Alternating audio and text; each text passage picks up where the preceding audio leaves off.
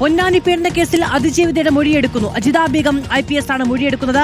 മലപ്പുറം മുൻ SP Sujith Das, DYSP VV Benny, CI Vinod എന്നിവർക്കെതിരെയുള്ള case ക്രൈംബ്രാഞ്ചാണ് അന്വേഷിക്കുന്നത്. അർജുൻ മട്ടന്നൂർ വിവരങ്ങളുമായി ചേരുകയാണ്. അർജുൻ, എവിടെ വെച്ചാണ് മൊഴിയെടുക്കുന്നത്? എന്താണ് വിവരങ്ങൾ?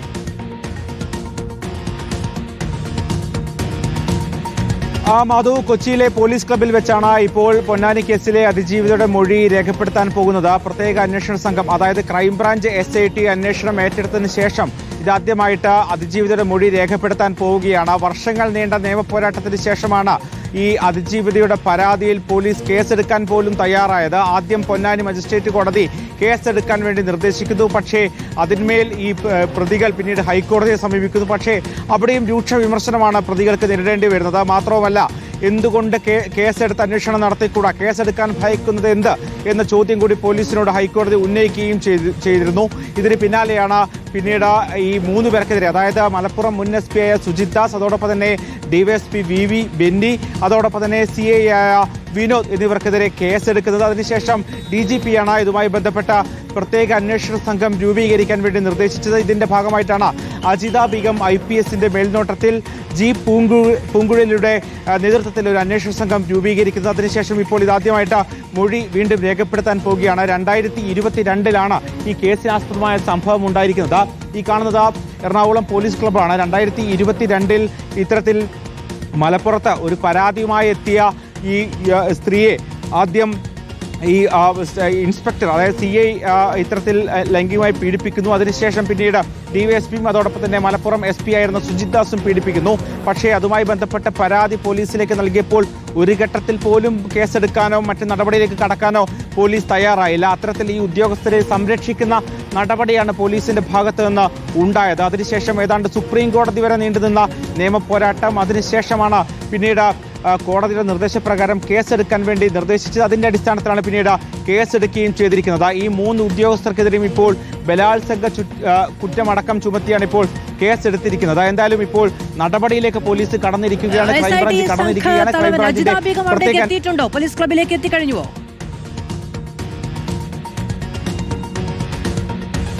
മാധു, അല്പസമയം മുമ്പാണ് അജിത ബീഗം IPS പോലീസ് ക്ലബിലേക്ക് എത്തിയത്. ഏതൊക്കെ ഉദ്യോഗസ്ഥരാണ് ഇപ്പോൾ ചോദ്യം ചെയ്യലുള്ളത് എന്ന കാര്യം വ്യക്തമല്ല. എന്തായാലും അജിത ബീഗം IPSനാണ് ഈ അന്വേഷണ സംഘത്തിന്റെ മേൽനോട്ട ചുമതല.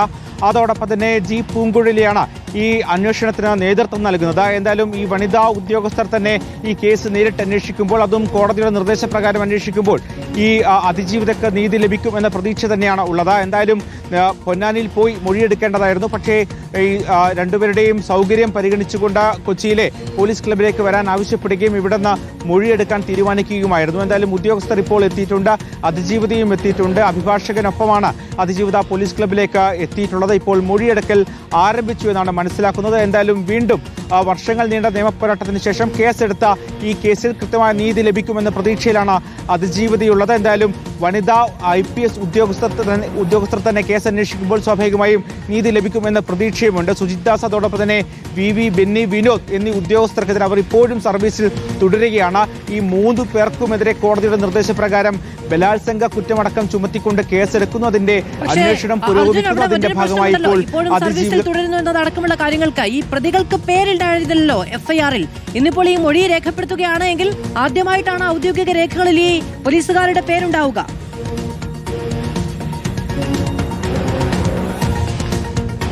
തീർച്ചയായും മധു, അത്തരത്തിൽ തുടക്കം മുതൽ തന്നെ ഈ പരാതി വന്നപ്പോൾ തന്നെ ഈ ഉദ്യോഗസ്ഥരെ സംരക്ഷിക്കാനുള്ള ഒരു നടപടിയാണ് ഈ പോലീസ് സ്വീകരിച്ചത്. ആദ്യഘട്ടത്തിൽ കേസെടുക്കാതെ പരമാവധി ഉദ്യോഗസ്ഥരെ സംരക്ഷിക്കാൻ വേണ്ടി ശ്രമിച്ചു. മാത്രമല്ല, അവർക്ക് നിയമപോരാട്ടം നടത്തി കോടതിയിൽ നിന്ന് ഏതെങ്കിലും തരത്തിലുള്ള ഒരു ആനുകൂല്യം ലഭിക്കാനുള്ള എല്ലാ സാഹചര്യങ്ങളും പോലീസ് ഒരുക്കുകയും ചെയ്തിരുന്നു. അതിനുശേഷം രൂക്ഷ വിമർശനം കോടതിയുടെ ഭാഗത്ത് നടക്കം ഉണ്ടാവുകയും ചെയ്തു. ആദ്യം പൊന്നാനി മജിസ്ട്രേറ്റ് കോടതി കേസെടുക്കാൻ വേണ്ടി നിർദ്ദേശിച്ചപ്പോഴും കേസെടുക്കാതെ വൈകിപ്പിക്കുകയായിരുന്നു പോലീസ്. പിന്നീട് ഈ പ്രതികൾ ഹൈക്കോടതിയെ സമീപിക്കുന്നു. ഈ പൊന്നാനി മജിസ്ട്രേറ്റ് കോടതിയുടെ നിർദ്ദേശത്തിനെതിരെയാണ് അവർ ഹൈക്കോടതിയെ സമീപിച്ചത്. ഈ പ്രതികൾ സമീപിച്ചപ്പോൾ അവിടെ വെച്ചും ഇത്തരത്തിൽ ഹൈക്കോടതിയിൽ വെച്ചും പോലീസിന് തിരിച്ചടി ഉണ്ടാകുന്നു, പ്രതിഭാഗത്തിന് തിരിച്ചടി ഉണ്ടാകുന്നു. എന്തുകൊണ്ടാണ് കേസിന് ഭയക്കുന്നത്, എന്തുകൊണ്ടാണ് കേസെടുത്തുള്ള ഒരു അന്വേഷണത്തെ ഭയക്കുന്നത് എന്ന് ഹൈക്കോടതി ചോദിക്കുകയും ചെയ്യുന്നു. അതിന്റെ ഭാഗമായിട്ടാണ് പിന്നീട് ഒടുവിൽ ഗത്യന്തരമില്ലാതെ പോലീസിന് കേസെടുക്കേണ്ടി വന്നിരിക്കുന്നത്. സ്വാഭാവികമായും കൃത്യമായ മൊഴി ഇന്ന് അതിജീവിതം നൽകുന്നു. അതിനുശേഷം സ്വാഭാവികമായും ഈ പേരടക്കം ഉൾപ്പെടുത്തിക്കൊണ്ട് കേസെടുത്ത തുടർ നടപടിയിലേക്ക് പോലീസിന് കടക്കേണ്ടി വരും, ക്രൈംബ്രാഞ്ചിന് കടക്കേണ്ടി വരും. അതിന്റെ ആദ്യ നടപടിയാണ് ഇപ്പോൾ നടക്കുന്നത്. എന്തായാലും കൊച്ചി പോലീസ് ക്ലബിൽ നിന്ന് ഇപ്പോൾ അതിജീവിതയുടെ മൊഴി രേഖപ്പെടുത്തുകയാണ് ക്രൈംബ്രാഞ്ചിന്റെ പ്രത്യേക അന്വേഷണ സംഘം. ഈ എഫ്ഐആർ ഇടാത്തത് എന്താണ് എന്ന് കോടതി ആവർത്തിച്ച് ചോദിച്ചതിന് ശേഷമാണ് എഫ്ഐആർ രേഖപ്പെടുത്താനുള്ളത്. അതായത് വലിയ നിയമ പോരാട്ടത്തിന് ശേഷമാണ് ഈ കേസെടുക്കാനുള്ള ഒരു തീരുമാനത്തിലേക്ക് പോലും പോലീസ് എത്തുന്നത്. അപ്പോഴും ആ എഫ്ഐആർ പരമാവധി പ്രതികളായവരെ സംരക്ഷിച്ചുകൊണ്ടും.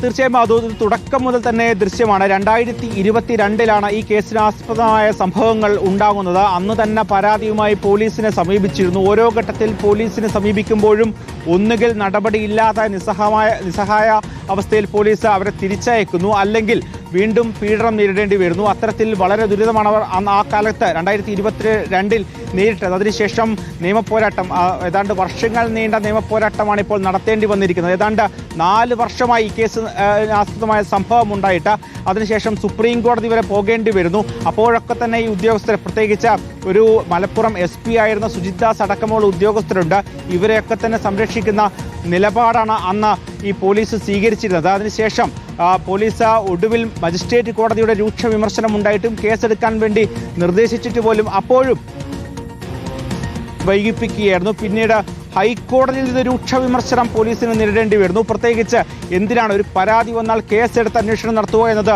ഒരു പ്രാഥമികമായ ദൗത്യമല്ലേ, അതിനെ എന്തിനാണ് ഭയക്കുന്നത്?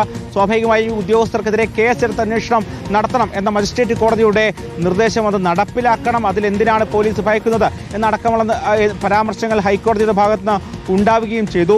ഇതിന് പിന്നാലെയാണ് ഒടുവിൽ ഗത്യന്തരമില്ലാതെ പോലീസിന് കേസെടുക്കേണ്ടി വന്നത്. അപ്പോഴും ഈ ഉദ്യോഗസ്ഥരെ സംരക്ഷിക്കാനുള്ള നടപടികൾ പോലീസിന്റെ ഭാഗത്ത് നിന്ന് ഉണ്ടാവുകയും ചെയ്തു. എന്തായാലും ഇപ്പോൾ ക്രൈംബ്രാഞ്ചിന്റെ പ്രത്യേക അന്വേഷണ സംഘം കേസ് ഏറ്റെടുത്ത് ഇപ്പോൾ അന്വേഷണം ആരംഭിച്ചിരിക്കുകയാണ്. അതിജീവിതയുടെ മൊഴി രേഖപ്പെടുത്തുകയാണ്. ഇനിയും ഒരു പക്ഷേ കേസ് അട്ടിമറിക്കാനുള്ള ശ്രമങ്ങൾ ഉണ്ടാകുമോ എന്ന് അതിജീവിതം ഭയക്കുന്നുണ്ട്. പക്ഷേ കോടതി ഉള്ളത് കൊണ്ട് തന്നെ സ്വാഭാവികമായ നിയമ പോരാട്ടത്തിലൂടെ ഏതറ്റം വരെയും പോയി ഉദ്യോഗസ്ഥർക്ക് ശിക്ഷ വാങ്ങി നൽകും എന്ന ഉറച്ച നിലപാടാണ് ഇപ്പോൾ അതിജീവിതയുള്ളത്. എന്തായാലും ഇപ്പോൾ മൊഴിയെടുക്കുന്ന നടപടി ഇപ്പോൾ ആരംഭിച്ചിരിക്കുന്നു. ഏതാണ്ട് ഉച്ചയോടുകൂടി മൊഴിയെടുക്കൽ നടപടി പൂർത്തിയാകുമെന്നാണ് പ്രതീക്ഷിക്കുന്നത്. എന്തായാലും അന്വേഷണത്തിന് തുടക്കം മാത്രമേ ആയിട്ടുള്ളൂ. കൂടുതൽ അതിജീവിതയുടെ മൊഴിയെടുക്കുകയാണ്. പോലീസ് ക്ലബിൽ വെച്ചാണ് മൊഴിയെടുക്കൽ നടക്കുന്നത്. അർജുൻ മട്ടന്നൂരാണ് വിശദമായ വിവരങ്ങൾ നൽകിയത്.